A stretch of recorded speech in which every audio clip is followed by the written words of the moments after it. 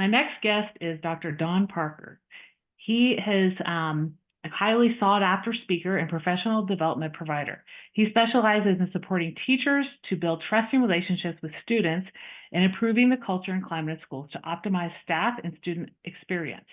Dr. Parker is a former principal and served at Posen School in Posen, Illinois, where he improved the school climate, staff collaboration, parent engagement, and student achievement. Previous to that, he was a principal of Lincoln Avenue School, a K-8 school in Dolton, Illinois, where he improved the culture, implemented a resilience program, managed the implementation of restorative justice, and increased attendance and student achievement. Dr. Parker has been an educator since 1997 with a background as a teacher, dean of students, assistant principal of student life, assistant principal for curriculum and instruction, and assistant principal for activities and athletics. Well, welcome to the podcast, Don. Thank you, Dana. How's everything going? Good, good. Well, I'm excited to dive right in and starting off with, you said you had two stories for the times you were in a trench and managed to crawl out. All right, yeah. So let me see. I'm going to share my first story in the trenches. Instead of sharing my first story in the trenches as a first year teacher, how about if I share my first story in the trenches as a first year dean of students, as a high school disciplinarian? Okay.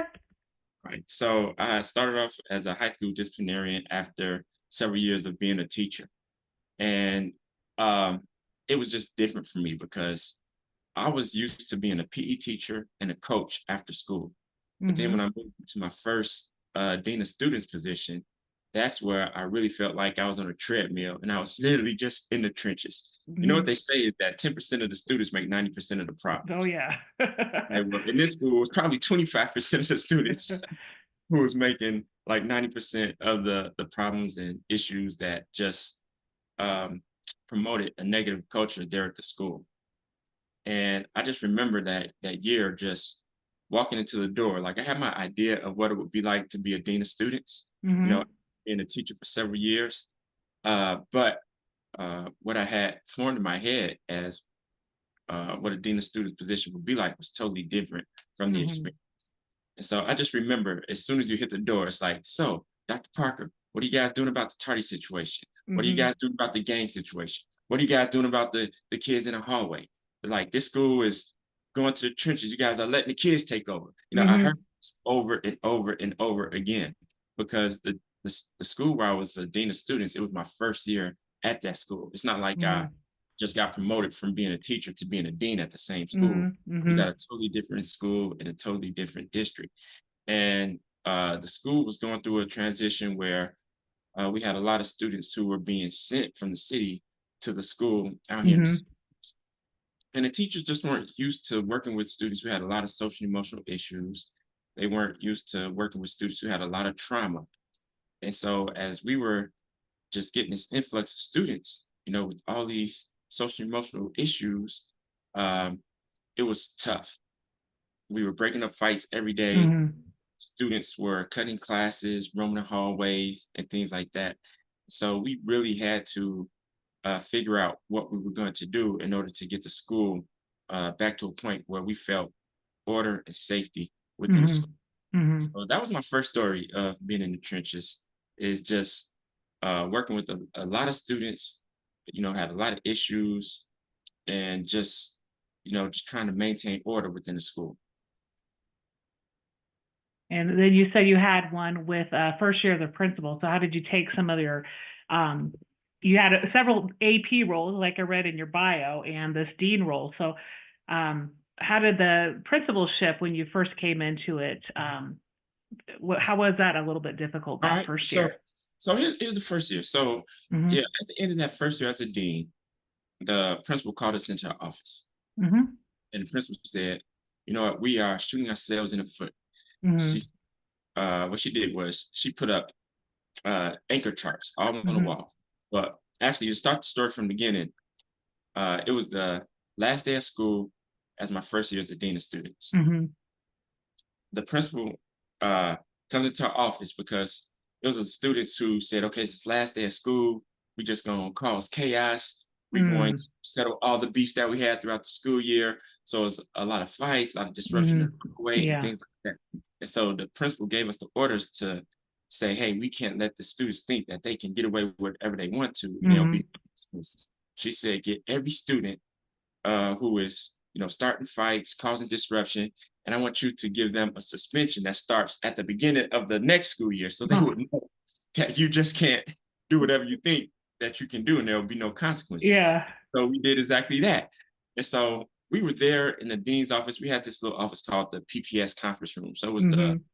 personnel services conference room where all the deans, social workers, and counselors, where we had our meetings and things like that. And so Mhm. sitting there probably 5:30 at night after processing all the paperwork. Wow. And the principal walks in and said, you guys have had a rough year. And I just want to show you my appreciation. And I want to invite you guys to breakfast tomorrow. So meet Mhm. in my principal's conference room at breakfast tomorrow, because I just want to show my gratitude to all your Yeah. hard work. So we're in that room licking our wounds, trying to gain enough energy to drive home after the end of the school year. And so the principal's offering us free breakfast. We're like, this is so great. The principal's offering us breakfast. We feel appreciated.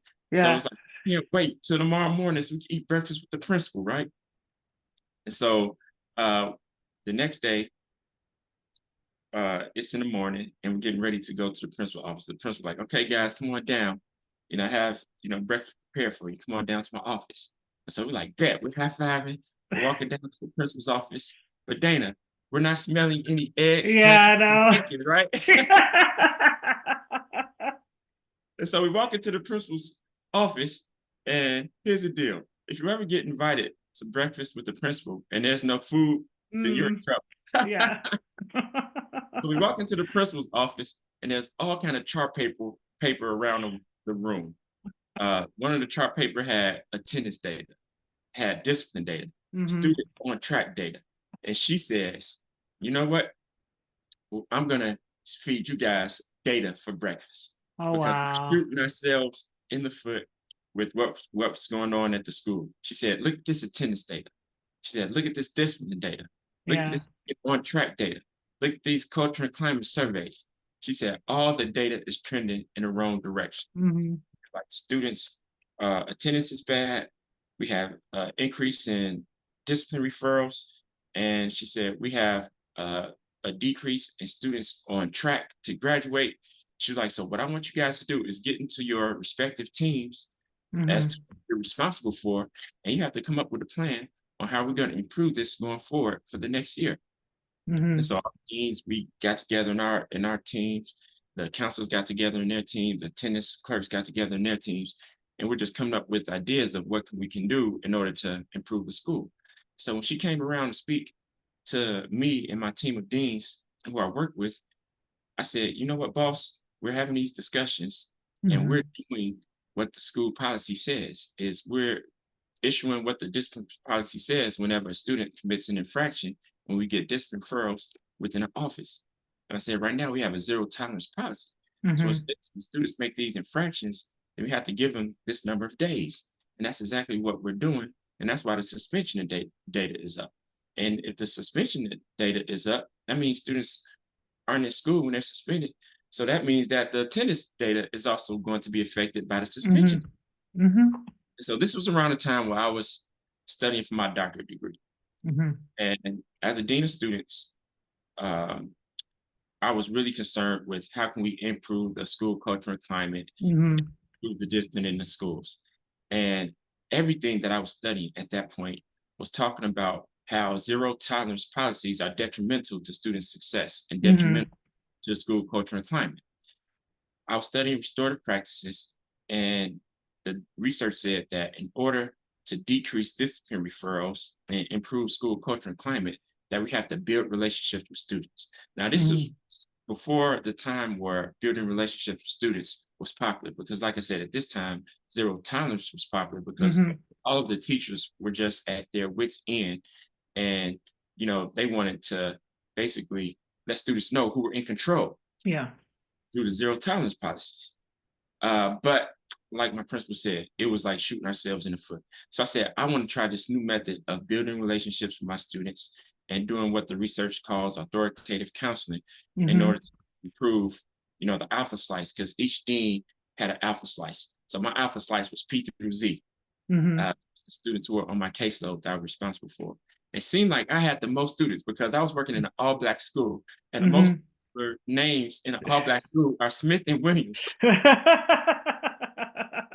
So it seemed like I had more students than anyone else in the school.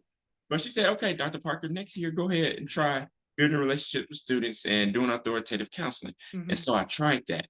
And I was building relationships with my students, getting to know them, getting to the root of the problem, their issues, and applying more social and emotional learning interventions with my students and doing authoritative counseling.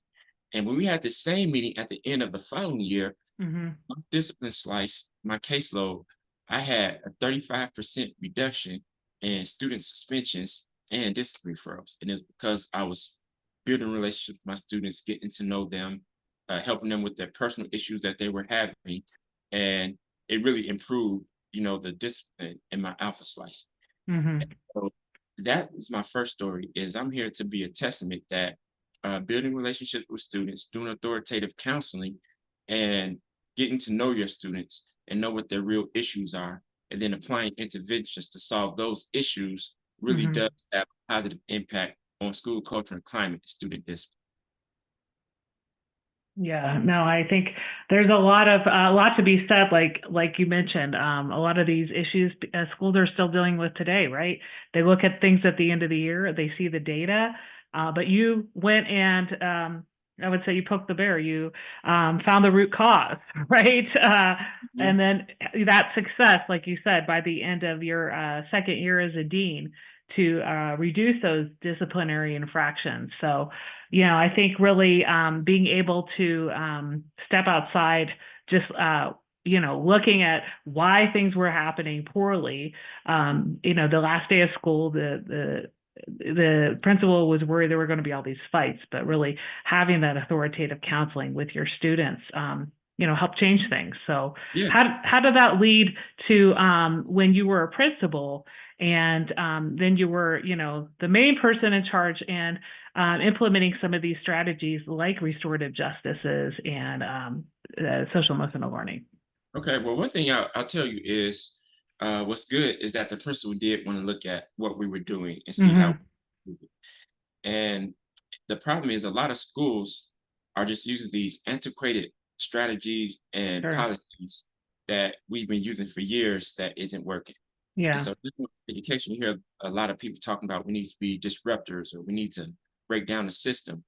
And sort of in a way, we really have to kind of start all over and read Mm-hmm. a system that works for our students. I was on a different podcast recently, and a podcast host asked me, do you think that school systems are set up in a way where Black and Brown and students who are historically marginalized can be successful? Mm-hmm. And I said, in a way, a lot of schools aren't, because they are just doing the same old thing over and over again, where Mm-hmm. other schools are implementing systems and policies to see what they can do to help students improve academically and social and emotionally. So at my second school, I remember going into the interview with the superintendent.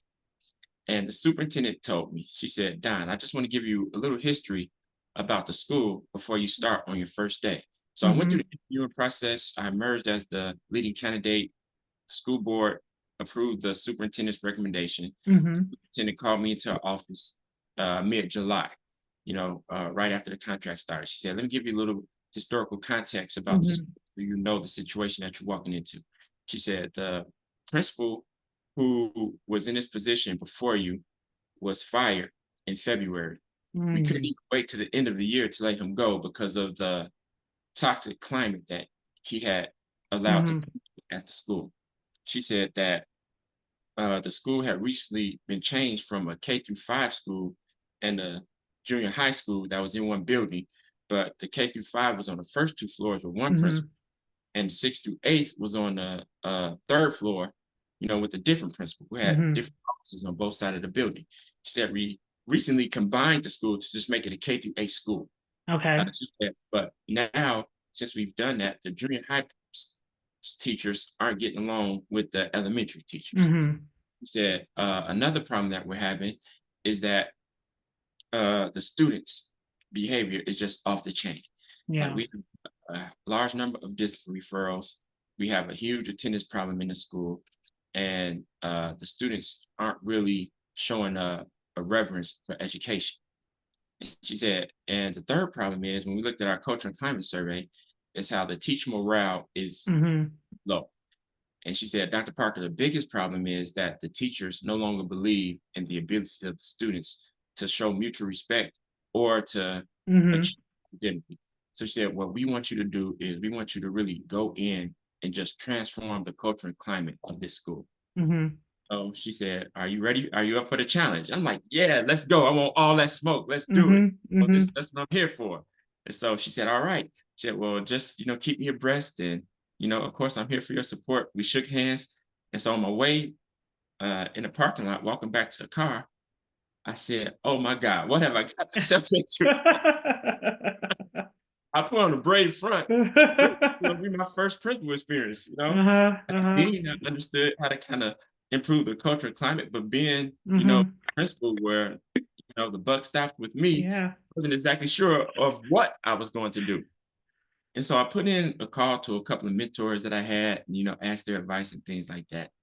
And so I just remember my first year being on the job. It was September, right? And in September, the teachers were talking about how the students' behavior was off the chain and how they didn't want to be here, how the students didn't want to be there. And quite frankly, I had to do a gut check and ask myself, did I really want to be Oh, here? And the teachers kept saying, these students this, these students that, these yeah. students, they don't want to work. These students, they don't show respect. Or these students, they can't get along with one another. What are we supposed to do? These students, these students, these students. It's Yeah. all here. And it was only September. I Yeah. think we're in survival mode in September, right? We Yeah. just started the school year like the second or third week of August.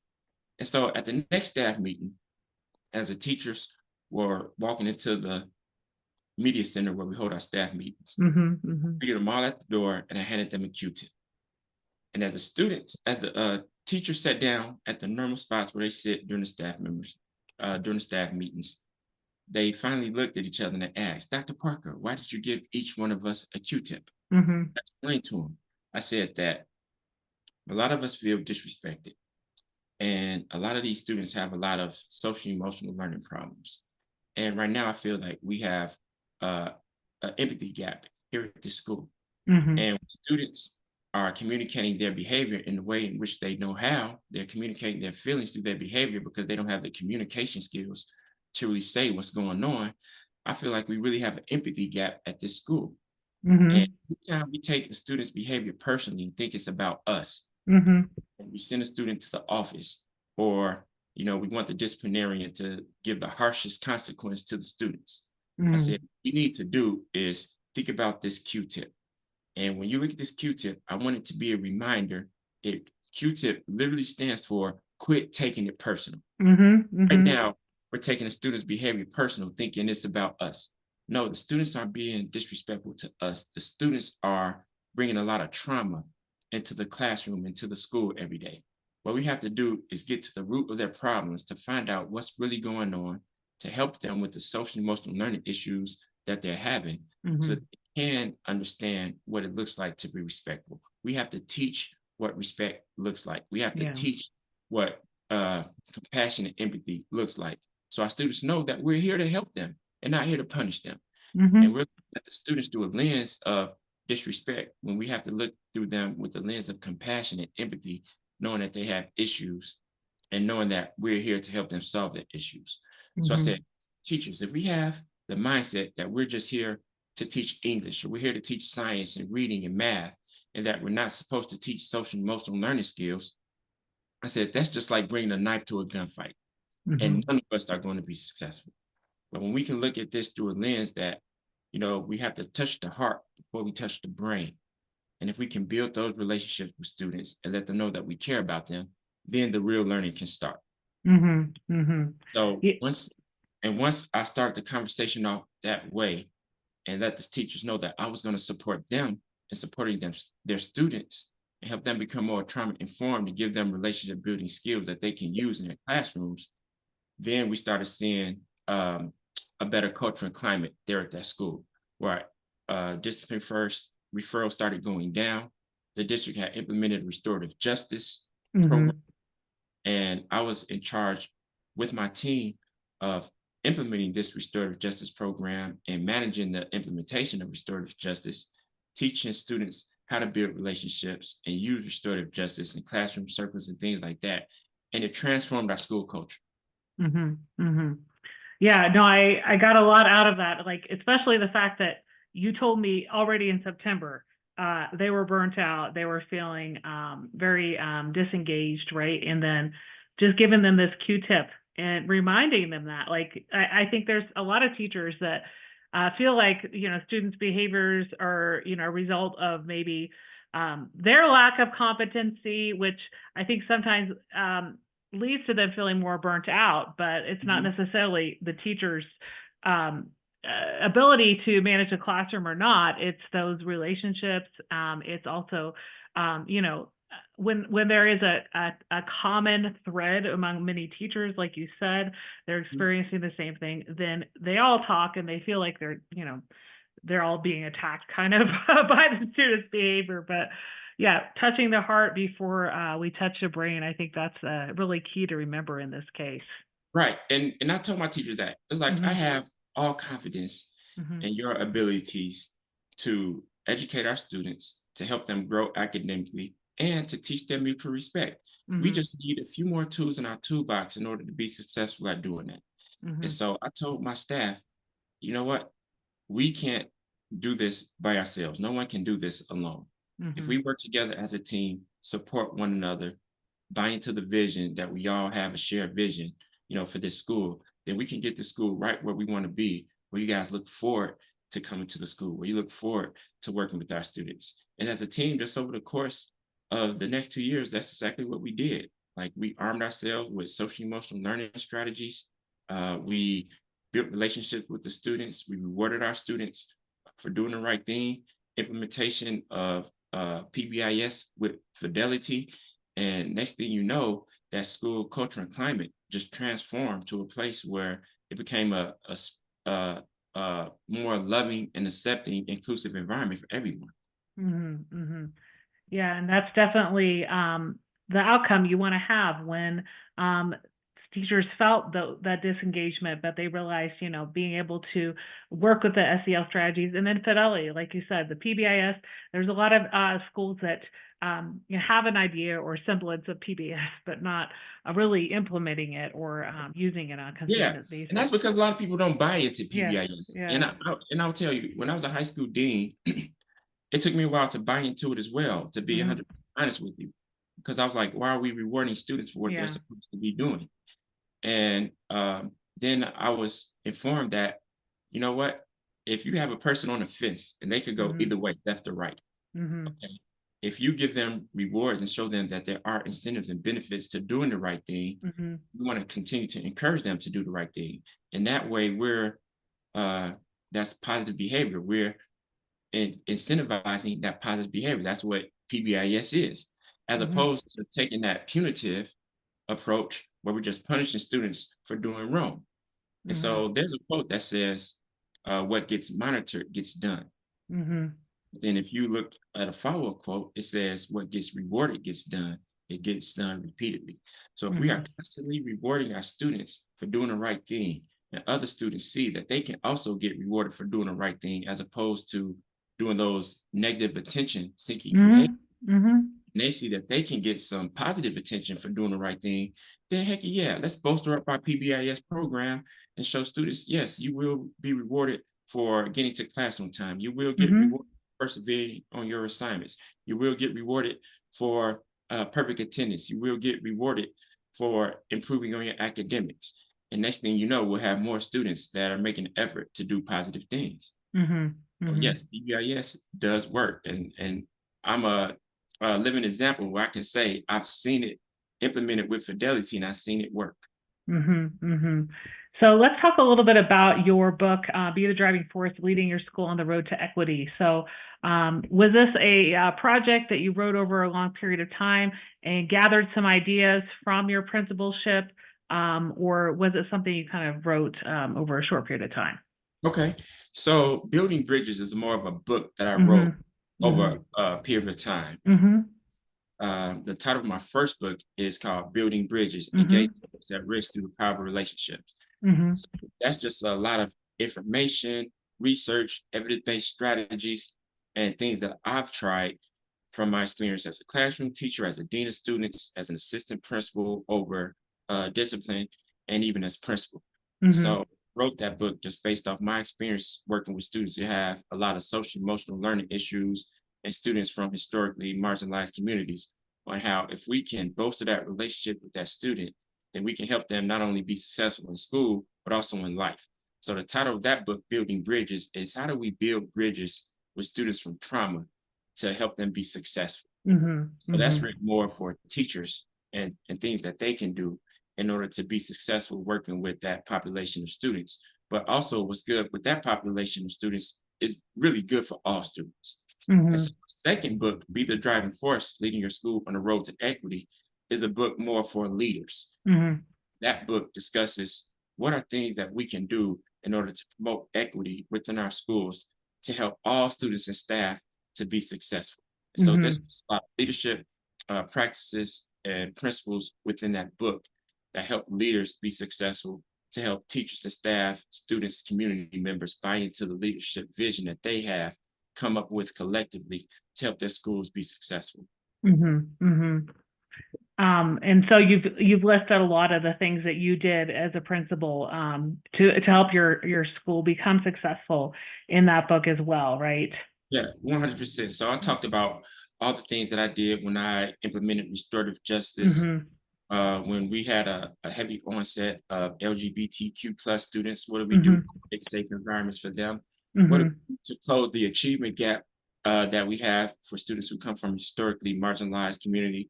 And then also, what do we do to close the empathy gap for students who come into the building that have a lot of trauma? All right, what Mhm. can we do to help our students grow academically, and what can we do to help our students feel a sense of security and belonging within our schools? And so, Mhm. all the evidence based strategies that I've tried and implemented, and all of the things that I've learned over the course of being a principal, I put that in that book. And the reason it's called Be the Driving Force, because I Mhm. also have a love for cars. And so Mhm. all throughout the book, there's an analogy that has something to do with either driving or a part of the car that Mhm. also has something to do with school leadership. And I combined and made analogies from that to leadership to help the Mhm. reader more understand and grasp the concepts that I teach in that book. Mhm. Mhm. So definitely something I would recommend to new and veteran principals as they gear up to start the school year. So now you are in a full-time speaking capacity. So Mhm. when did you leave the principalship, and what kind of speaking do you tend to do with schools or districts? Okay. So, um, of course, during COVID, Hmm. right, everybody was shut in, and a lot of people reached out to me as far as, how can we build relationships through students, virtually and things like that. Hmm. So I had a lot of ideas of things that we can do to build relationships with students. So I just found myself on a lot of Zoom calls and doing a lot of PD over Zoom Hmm. on, things that we can do in order to build relationships with students. And that momentum just carried. And so after COVID ended and we returned to hybrid learning and then in-person learning, uh, I led my building through returning from COVID. And then Hmm. after that, I resigned to become a full-time speaker. And so Hmm. what I do is teach teachers how to build relationships with students who have trauma to increase their success, not only in school, but also in life. And Hmm. so work with teachers in schools on how to build relationships with students and how to improve their culture and climate through creating environment of belonging. Hmm. And Hmm. so that's what I provide professional development on, is culturally responsive teaching, building relationship with students, restorative practices, and anything related to social emotional learning is really what I go in and do professional development on. Hmm. Hmm. What are Because some of, oh, go ahead. yeah, it stems from my research. Hmm. So I earned my doctorate degree. The title of my dissertation is What are some methods that school leaders can do in order to help students who have a lot of, social, emotional, and learning issues? What can we do to help those students be successful, not only in Hmm. school, but also in life? And Hmm. so my research led me to building relationships and authoritative counseling. But at the Mhm. my study, when I did my oral defense, my chair was like, "Hey, Mr. Parker, soon to be Dr. Parker, Mhm. we've studied your research and we found that it's very true. All the research is moving to building relationships and authoritative counseling, but a Mhm. lot of educators don't know how to build relationships and Yeah. do authoritative counseling. So we charge you when we give you this doctorate degree that you earned to now go out and show other people how they can build relationships and teach Mhm. them they can do authoritative counseling, you Mhm. know, and really, put our stamp of approval on this because we just don't want to be handing out degrees to anybody. We want to show that this work is having a positive impact in the world. And so ever since earning my doctorate degree, all the way back in 2006, I've been doing this work on helping schools build relationships with students and do authoritative counseling so they can really, not only transform the mindsets of students, but also transform the hearts of educators. Mhm. Mhm. Mhm. Yeah, no, I like how they, ended the doctoral defense by giving you that task, right? Because Yes. you did this research and then this became a passion of yours as you moved along in your career since then. And like it's now something you're doing full time. So, what are some of your professional goals in terms of speaking and developing your speaking business? All right. So some of my professional goals is to uh, just spread the message of the positive impact of building Mhm. relationships with students, being a trauma-informed educator, uh, having empathy for students, but also supporting teachers so that teachers can also, fill their toolbox on strategies that they can use Mhm. to improve the whole school experience, for their students, and also continue to fall in love with teaching over and over again, Mhm. that they also realize the impact that they have on helping students to be successful. So Mhm. that's what my goal is to do as an educator is to just continue to improve teachers, I guess, um, like you said earlier, their efficacy on Mhm. teaching and their love for teaching and working Mhm. with students to help them to be successful. Great, great. Well, I think we've had a great conversation today around how you have evolved as an educator, a leader, someone who's very passionate about bridging that gap and really, like you said, being the driving force. Out of everything we've talked about today, what's one thing you'd like listeners to remember? Okay. One thing I like listeners to remember that my motto for my business is bringing out the best in teachers so that they can bring out the best in students. And that's Mhm. what my goal is. I just want to inspire teachers to continue to look at ways that they can transform their practices to better accommodate the learners that we have that we're seeing, now, and how we can be equipped to give students what they need in order to be successful. And me as a speaker, how I can, use my experiences to help teachers improve their self-efficacy, their teacher efficacy, and their confidence in practices to improve their practice with students. Mhm. Mhm. Great things to remember. Where can people visit your website and follow you on social media? Yep. So my website is Dr. Don Parker at drdonparker.com. Or no, my email is drdonparker at drdonparker.com. My website is drdonparker.com. My Twitter handle is actor Don is at Dr. Don Parker 1. And my Facebook is Dr. Don Parker. So if you know me, you can find me. All you have to do is just do a Google search for Dr. Don Parker, and I'll pop up. And I also use my name for all my social media. So it's easy to find me. And I want to encourage people to find me because I want to work with you. I want to collaborate with you to help you improve the culture and climate of your school and the teacher's experience and the student's experience as they collaborate and work together for student achievement and creating a culture of belonging for everyone.